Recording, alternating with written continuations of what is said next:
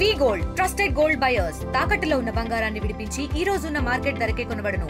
మరిన్ని వివరాలకు సంప్రదించండి 7710 తెలంగాణ ఉద్యమకారుల రౌండ్ టేబుల్ సమావేశం దక్షిణ తెలంగాణ వ్యాప్తంగా ఉన్నటువంటి పరిస్థితులు ఉన్న నేపథ్యంలో దక్షిణ తెలంగాణకు సంబంధించినటువంటి టీము వరంగల్ హెడ్ క్వార్టర్ కేంద్రంగా కూడా ఒక సమావేశం నిర్వహిస్తున్నారు. ఈ రౌండ్ టేబుల్ సమావేశానికి సంబంధించి దక్షిణ తెలంగాణ ఉద్యోగ ఫోరం సంబంధించి తెలంగాణ ఉద్యోగుల ఫోరం సంబంధించినటువంటి కార్యకర్తలు ప్రతినిధులు వస్తున్నారు. ప్రస్తుతానికి పలు డిమాండ్లు కూడా ప్రభుత్వం ముందు గతంలో ఉంచారు.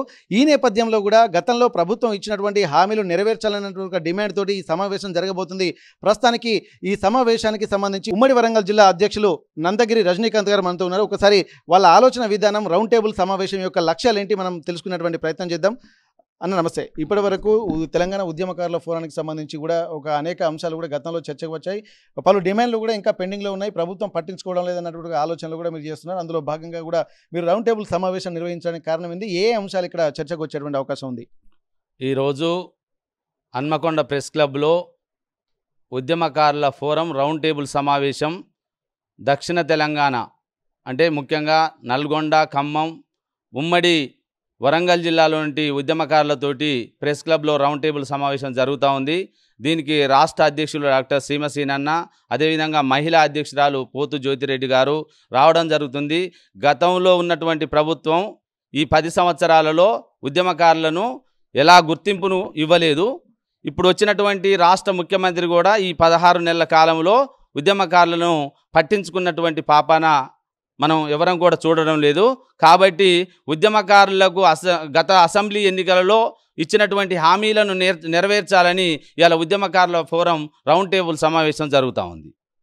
ముఖ్యంగా ఉద్యమకారుల గత అసెంబ్లీ ఎన్నికల్లో ఇచ్చినటువంటి 250 గజాల స్థలం అయితేనేమి, ఉద్యమకారులను గుర్తించడానికి ఒక ప్రత్యేకమైనటువంటి కమిటీ వేయాలని, అదేవిధంగా జార్ఖండ్ తరహాలో ఉద్యమకారులకు ప్రతి మంత్లీ పెన్షన్ 25,000 పెన్షన్ సౌకర్యం కల్పించాలని, అదేవిధంగా బస్సు రైల్వే సౌకర్యం కల్పించాలని, ఉద్యమకారులను ఉద్యమకారులకు గుర్తింపు కార్డులు ఇవ్వాలని మేము ప్రధాన డిమాండ్ చేస్తూ ఉద్యమకారులకు ఇచ్చినటువంటి హామీలను ఈ నెల అంటే జూన్ 2వ తారీఖు వరకు గనక ఉద్యమకారులకు ఇచ్చినటువంటి హామీలను నెరవేర్చకపోతే మేము చాలా తీవ్రంగా పోరాటాలు చేయడానికి సిద్ధంగా ఉన్నామని తెలియజేస్తా ఉన్నాం. ఓకే, ఇప్పటి వరకు తెలంగాణ వ్యాప్తంగా ఈ తెలంగాణ ఉద్యమకారుల ఫోరం ఉన్నటువంటి నేపథ్యంలో మొత్తం తెలంగాణలో ఎంతమంది ఉద్యమకారులు ఉంటారు? ఉమ్మడి వరంగల్ జిల్లాతో పాటు దక్షిణ తెలంగాణలో ఎంతమంది ఉద్యమకారులు ఉంటారు? వాస్తవంగా కాంగ్రెస్ ప్రభుత్వం మేనిఫెస్టోలో పెట్టినటువంటి ప్రజాపాలనలో దరఖాస్తులో దాదాపు 1,00,000 అప్లికేషన్లు వచ్చినాయి. ఉద్యమకారులను ఎలా గుర్తించాలి అనేటటువంటి దానిపైన రాష్ట్ర ప్రభుత్వం ఒక ప్రత్యేక కమిటీ వేయాలంటున్నాం. ఉద్యమకారులు ప్రజాపాలనలో భాగంగా 6 గ్యారంటీలలో 1,00,000 మంది ఉద్యమకారులు ఉన్నామనే విషయాన్ని ప్రభుత్వం కాడ డేటా ఉన్నది. పోలీస్ స్టేషన్లో కూడా FIRలు ఉన్నాయి. సామాజికంగా పాల్గొన్న ఉద్యమకారులు ఉన్నారు, జైళ్ల పాలైనటువంటి ఉద్యమకారులు ఉన్నారు. అదేవిధంగా ఇక్కడ కూడా మన ఉమ్మడి వరంగల్ జిల్లాలో దాదాపు 3,000 మంది ఉద్యమకారులు ఈ జిల్లాలోనే కనిపిస్తూ ఉన్నారు మనకు. ఓకే, ఇప్పటిదాకా ప్రధానమైనటువంటి డిమాండ్లు ఇప్పుడు మీరు ఇంటి స్థలంతో పాటు 25,000 రూపాయల పెన్షన్లు ఇవన్నీ రావాలని చెప్పాను అనుకుంటున్నారు కదా. ఈ నేపథ్యంలో కూడా అసలు వీళ్ళకు జీవన భృతి ఏమైనా రెగ్యులర్గా మీకు జీవనోపాధులు ఏమైనా ఉన్నాయా, లేకపోతే ఇప్పుడు ప్రభుత్వం ఇచ్చేటువంటి వీటి మీదనే ఆధారపడేటువంటి పరిస్థితులు ఉన్నాయా? ఇప్పుడు ఖచ్చితంగా ఏంటంటే ఉద్యమకారులందరూ కూడా గతంలో నష్టపోయినరు, సామాజికంగా ఆర్థికంగా అన్ని రకాలుగా నష్టపోయినరు. జైళ్ల పాలైన వాళ్ళు ఉన్నారు, ఉద్యమంలో నష్టపోయి ఆర్థికంగా భూములు అమ్ముకున్నటువంటి ఉద్యమకారులు ఉన్నారు. ఇలా రాజకీయాలు చేసే రాజకీయ నాయకులు ఆ రోజు టీఆర్ఎస్ ప్రభుత్వంలో ఉన్నటువంటి వాళ్ళు పదవులు అనుభవించారు. ఈనాడు ఉన్నటువంటి కాంగ్రెస్ వాళ్ళు కూడా పదవులు అనుభవించారు. ఓన్లీ అన్యాయం జరుగుతుంది ఎవరికంటే ఉద్యమకారులకే. కాబట్టి ఉద్యమకారులు తలుచుకుంటే మరో పోరాటానికి సిద్ధంగా ఉన్నాం. మాకు ఇచ్చినటువంటి హామీలను జూన్ 2వ తారీఖు వరకు తెలంగాణ రాష్ట్రం ఆవిర్భావ రోజు వరకు స్పష్టమైన ప్రకటన చేయకపోతే మేము హైదరాబాద్ కేంద్రంగా ఉద్యమాలు చేస్తాం, మళ్ళీ బలోపేతం అవుతాం. ఉద్యమాల ద్వారానే ఏ విధంగానైతే కేసీఆర్ను గద్దె దించినమో అదేవిధంగా రేవంత్ రెడ్డి కూడా అలాంటి హెచ్చరిక జారీ చేస్తాం. ఇప్పుడు నిజమైన ఉద్యమకారులు ఇటు ప్రభుత్వాలలో లేరని అనుకోవచ్చా? మరి ఇప్పుడు ప్రస్తుతం ఉన్నారు. కొంతమంది ఉద్యమద్రోహులను చేర్చుకున్నటువంటి కేసీఆర్ పరిస్థితి మనం చూసినాం. అదేవిధంగా ఇప్పుడు కూడా ఉండొచ్చు. ఉన్నటువంటి వాళ్ళను వాస్తవంగా పరిశీలన చేసి ఎవరు నిజమైన ఉద్యమకారులు గుర్తించడానికి ఒక కమిటీ వేయమంటున్నాం మనం. ఆ కమిటీ ద్వారా నిజ నిర్ధారణ జరుగుతుంది. దాంతో కమిటీ వేస్తే మొత్తం 33 జిల్లాల్లో లేదా ఉమ్మడి 10 జిల్లాల్లో ఉద్యమకారులు ఎవరో రికగ్నేషన్ అవుతారు. వాళ్ళకి ఇంపార్టెన్స్ ఇవ్వమంటున్నాం. ఇందిరమ్మ పథకంలో ఇవ్వమంటున్నాం. అదేవిధంగా ప్రత్యేక 10,000 కోట్లతోటి ఒక బడ్జెట్ని ఏర్పాటు చేయమని అంటున్నాం మనం ఉద్యమకారులు.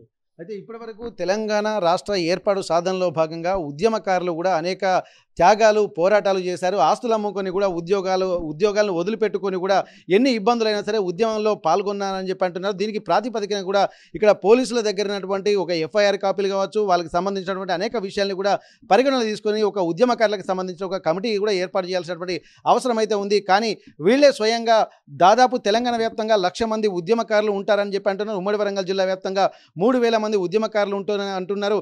దీనికి సంబంధించి కూడా ఇప్పుడు తెలంగాణ రాష్ట్రం ఏర్పాటైన తర్వాత అసలైనటువంటి అన్యాయం మాత్రం ఉద్యమకారులకే జరిగింది. ఉద్యమ ద్రోహులు కూడా రాజకీయాల్లోకి చేరి ఉద్యమ ప్రస్థానాన్ని కూడా మరచి పనిచేయనటువంటి వాళ్ళు, ఉద్యమానికి ద్రోహం చేసినటువంటి వాళ్ళు కూడా ప్రభుత్వాలలో పదవులు అనుభవిస్తున్నారు. కానీ నిజమైనటువంటి ఉద్యమకారులకు ఎట్లాంటి పదవులు కానీ ఎట్లాంటి ఉపాధి అవకాశాలు కానీ లేకపోవడం వల్ల అనేక ఇబ్బందులు పడుతున్నటువంటి నేపథ్యంలో ప్రభుత్వం దీన్ని దృష్టిలో పెట్టుకుని ఒక ప్రత్యేకమైనటువంటి 10,000 కోట్లతో ఒక బడ్జెట్ ఏర్పాటు చేసి దాన్ని కేంద్రంగా కూడా ఉద్యమకారుల జీవన భృతి కల్పించాల్సినటువంటి అవసరం అయితే కనిపిస్తుంది అంటున్నారు.